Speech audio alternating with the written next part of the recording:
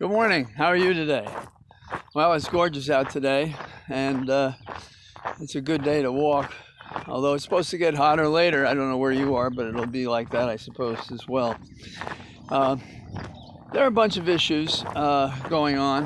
One that strikes me that's encouraging is not about us, except in contrast. Angela Merkel was announcing the EU's plan for how they're going to address global warming, what I call it, not climate change. Global warming, that's the problem. And the particular problem has to do with carbon emissions. And she's proposed what the United States can't embrace, carbon taxes, and limiting the use of those fuels below the ground, basically, although that's not how she puts it, but that's what it is. And if we were to do the same, we literally save lives, the economy, and one of the biggest issues that people don't confront is what is global warming going to do to supply of water. And we're talking about water that we can drink, that we can swim use it for recreation. That kind of water is becoming in demand, and we don't have the eternal supply that some think they have because they can turn on a faucet. Someday they're going to turn it on, it's not going to work, and that's one of the connections to global warming, not to mention the weather that we've seen, particularly out in the West. But we'll see all sorts of weather that's treacherous, in part because we're not reining in our appetite for more and more carbon fuels that leave these carbon emissions. So there's that. In the category of what affected the pandemic have last year, we're discovering a lot of people got drunk. And I suppose that's one of the ways to deal with a crisis, to anesthetize yourself. And all of us have crises. My personal rule has always been don't have what normally might be a happy cocktail when something bad has happened. I don't know, it's not a perfect rule, but I think it's harder to tell someone who is, as is the case now, in fear of being evicted from their home, because that's what's going to happen at the end of the month, doesn't have a job, doesn't have food, the kids are home, can't go to school, they're worried about sending them to school when there is a school. That could cause some people to drink and to take drugs, and that is what happened last year. I'm still waiting for our administration to do something about ransomware.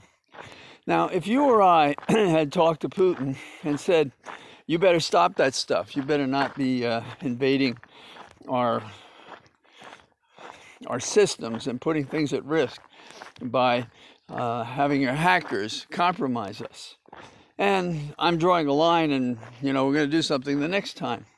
Now, wouldn't you have gone back and said, I want you to give me 3 or 4 proposals of things we could do that would be visible when they do this again to show them we mean it?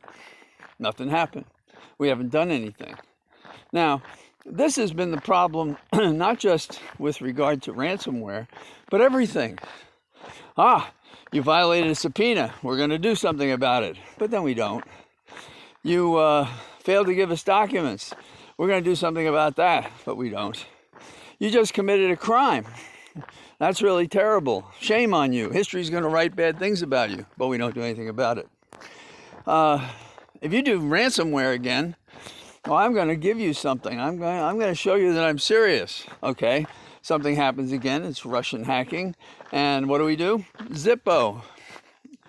And this is like a pestilence on the White House and on our government. The Democrats are doing the same thing about voting rights, which takes me to another subject. There's a judicial nominee being considered for the bench, and her cross-examination, and that's the way I think, the only way you can put it, by the R's is it a fact that you stand for voting rights and you've championed that and you had been an advocate for it? I don't know. What are you going to do on the bench? Are you actually going to defend those rights again? And, she took a moderate response. I don't believe that she's going to compromise her knowledge of civil rights and liberties. But it was, I can't make up the cases. They come to me, and I have to do them within the four corners of the law, the petitioners who are before me, the respondents, and I have to apply the law. That's the answer that you get in these judicial proceedings. That question shouldn't even be asked of someone who in public life has been an advocate. What kind of people do you appoint to the bench? Presumably people have been practicing law, although not always in the Trump administration. So what do we have? We have kind of a mixed bag of feelings here.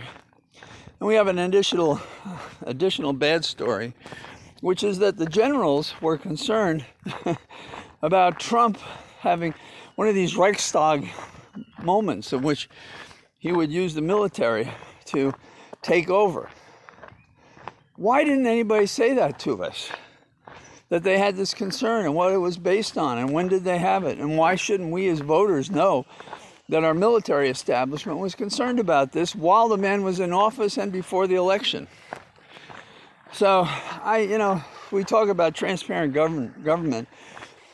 We may not always know why we need it to be transparent, but we do need it to be transparent, and particularly things like that could endanger the republic.